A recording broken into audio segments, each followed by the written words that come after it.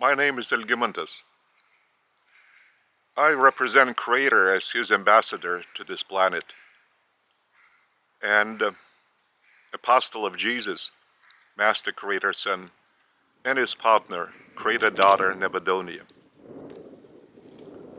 Many a time I've shown you the epochal revelation called the Urantia book.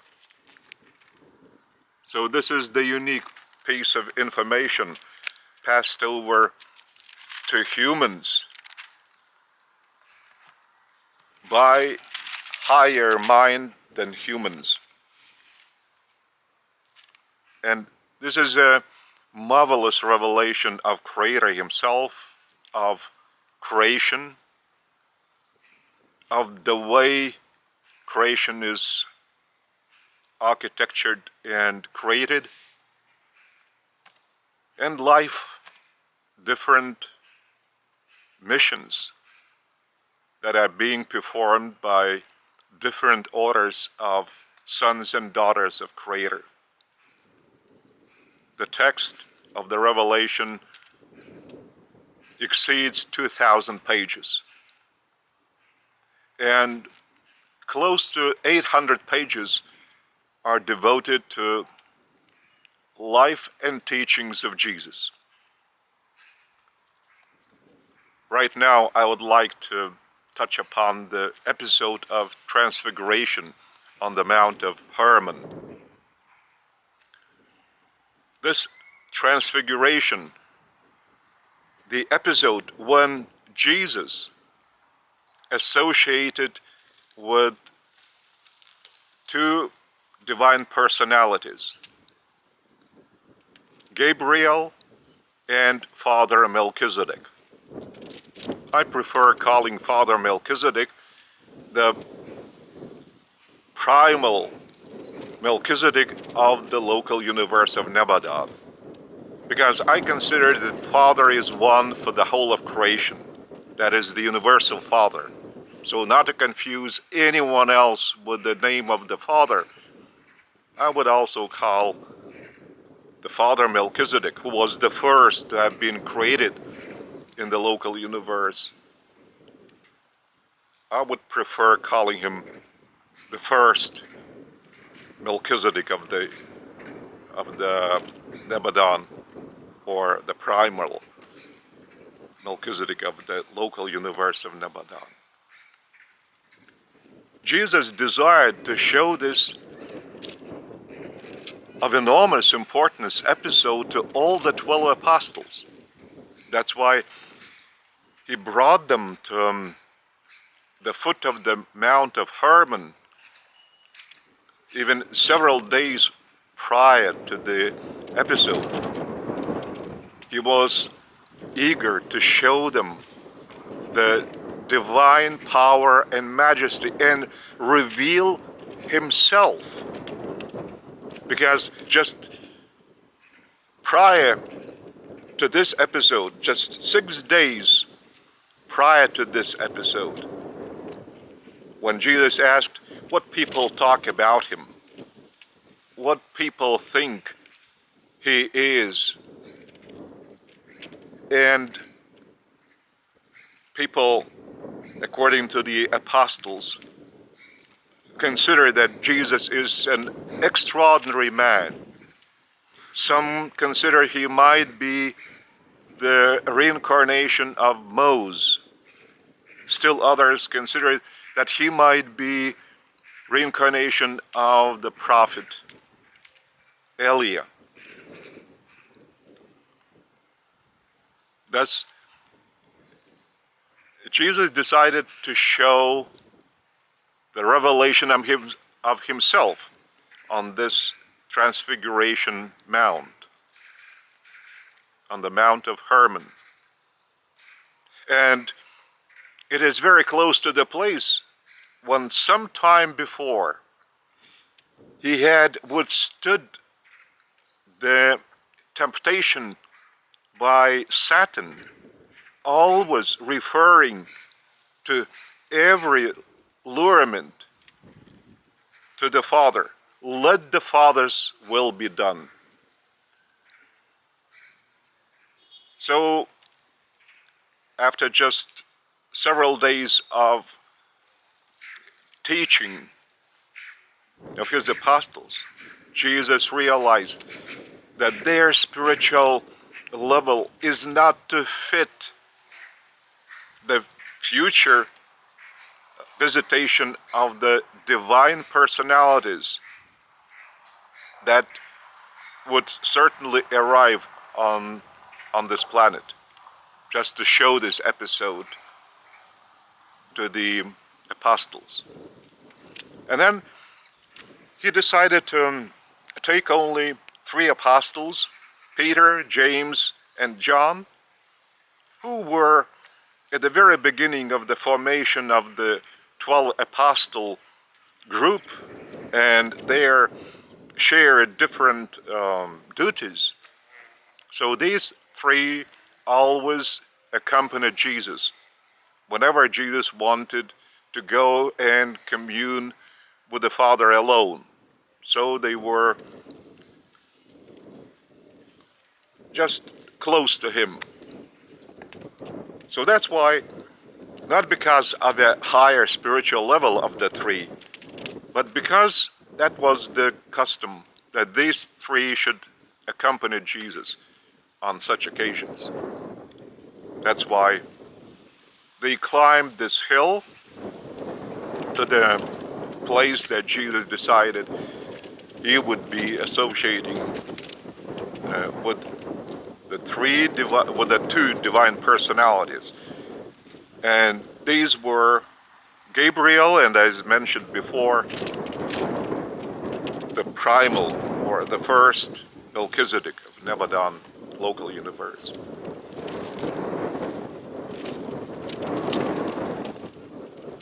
So when apostles arrived, Jesus talked about the Lucifer rebellion quite a lot, and the 3 apostles got to know about this rebellion much more than the other apostles. Of course, all this teaching, to accept it, required a lot of personal efforts on the part of each of the 3. And they got exhausted and they were tired. So that's why their association lasted until the darkness creeped in. So they just fell asleep. But before they have fallen asleep, Jesus warned them that now he will go and associate, will be about the Father's business. It was late in the afternoon, about 3 o'clock in the afternoon, and the apostles were a little bit worried that Jesus was away for so long, because he returned nearly at 6 o'clock. So that's why when Jesus saw that apostles were scared, they were at a loss. He asked, "Why are you so frightened? Why? I've warned you before that I'm going to be about the Father's business. You should know that I decided to stay with you until the very end of my mission on this planet. I will not leave you. Therefore, you shouldn't worry about any separation with me." And when Jesus, before departing to be about his Father's business, left the three apostles. So before leaving, he said, okay, just pray. Pray that the Father's will should be completely fulfilled. And he left. So then they associated until late at night. And when the apostles fell asleep, Jesus was associating with Gabriel and the primal Melchizedek of Nebadan.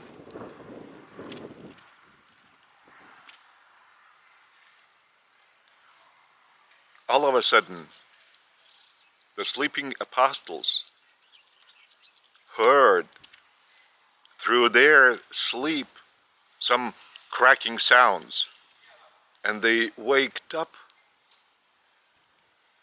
and they saw the three figures just in great luminosity, the figures of Jesus, Gabriel, and the primal Melchizedek of Nebadan. They were frightened. They heard some unfamiliar to their ear language that was used. They could not understand what they were saying.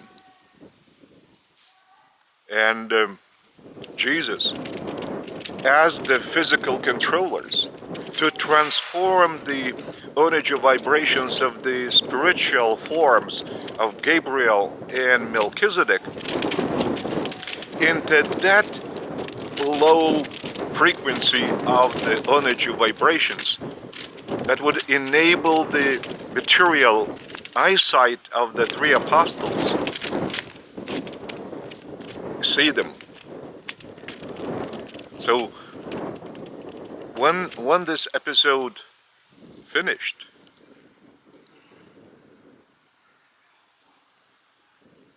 all of a sudden appeared a silver cloud, and this silver cloud spoke out the words,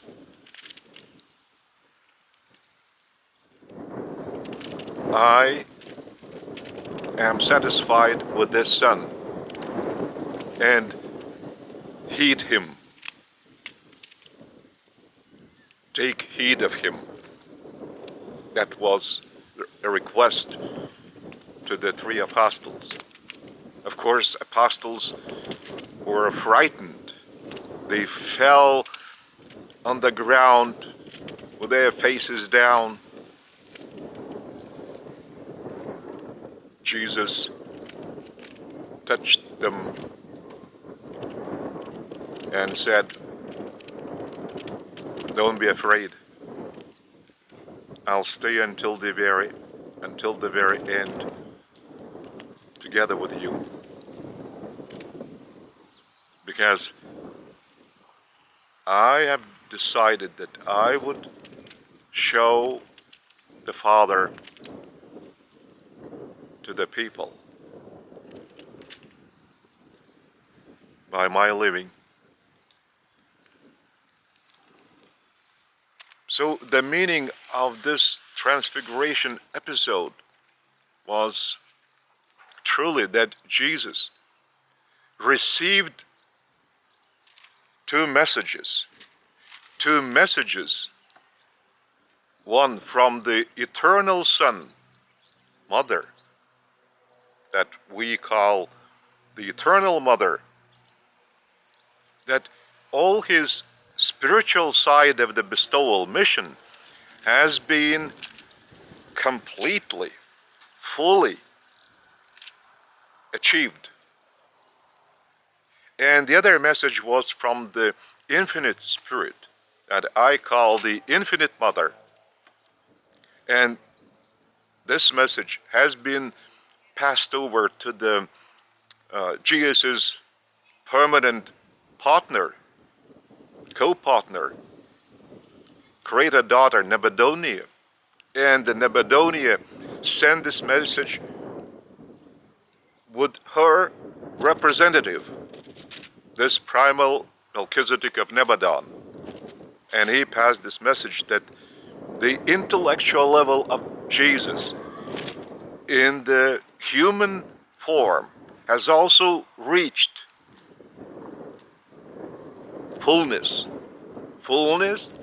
and he might complete his mission on this planet, which was meant not only for this planet, but also for the whole of the universe, local universe of Nebadon.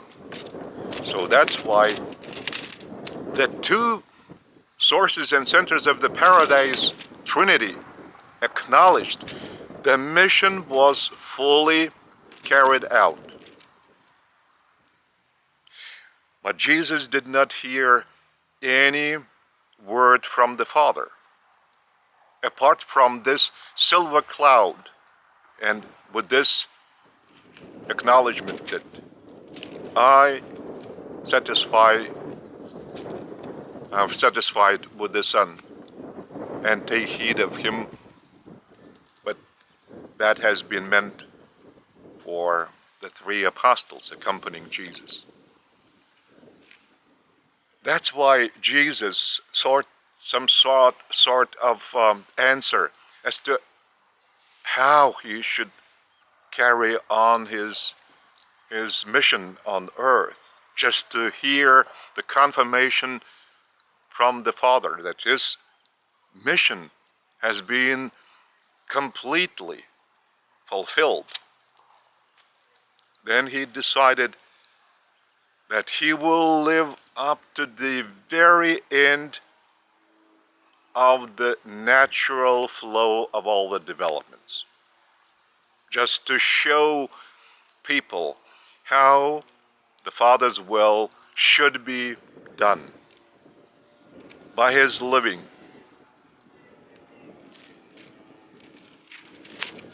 And what is also important, that every spiritual level corresponds to a certain level of revelation of new things, because human mind is afraid, especially afraid of two things: uncertainty and to change. So that's why even in our case, in the 21st century after Christ, human mind has not progressed spiritually, so that it should have eliminated fear altogether. No. He still is afraid of uncertainty and to change. That's why even the Revelation, the Urantia book, is not widely read, the less so studied in depth. Nothing speaking about the living path that we, Urans, just a handful of mortals in this age and generation, that are embarking on this living path in the reality of Creator. So we are just a handful of humans who dared to embark upon the absolutely new path of Creator's reality by discovering Creator within, just to witness He is alive, He is within each of us, and that everyone who sincerely seeks Creator can reach success without going anywhere out of his native place, but sincerely opening his own personality, his own spiritual personality to the source and center of personality, Creator, by a very intimate and spiritual, or it might be even bitter, experience description of his problems, of his worries, of his sufferings, no matter what this human might expose to Creator. The condition is that it should pour out sincerely. So this is the first step to discovering Creator within.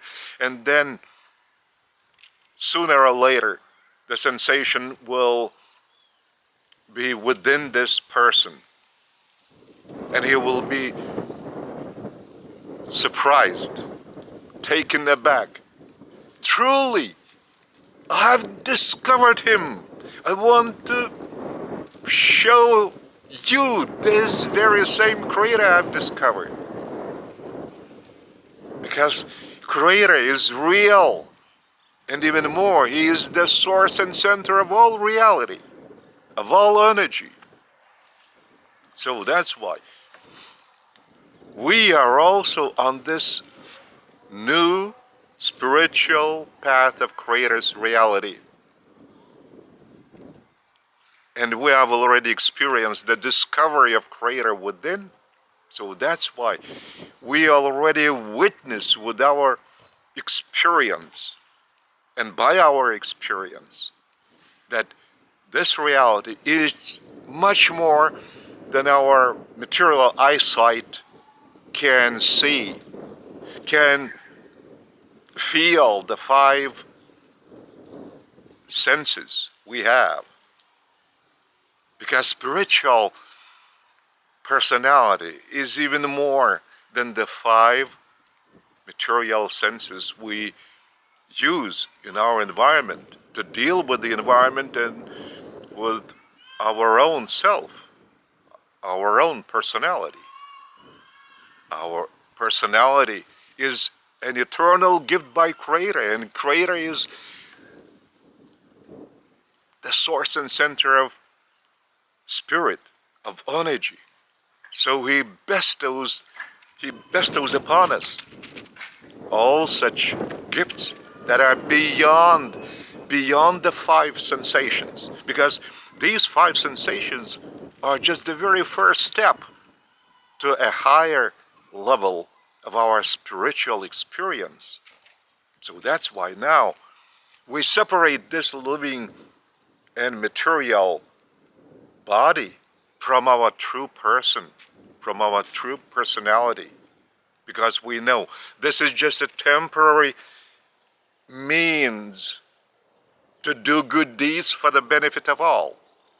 And this has been designed by Creator, that we would have this sort of material human body, and it should be taken care of. But we should deal with Creator as an inner dweller of this body, inner tenant of this body, spiritual personality. So that's why the more we take personal efforts towards communing with Creator in our sincerity, towards doing goodness for the benefit of all, together with Creator as co-creators, the more we shall be revealed of Creator Himself, of Creator's reality, of Creator's creation.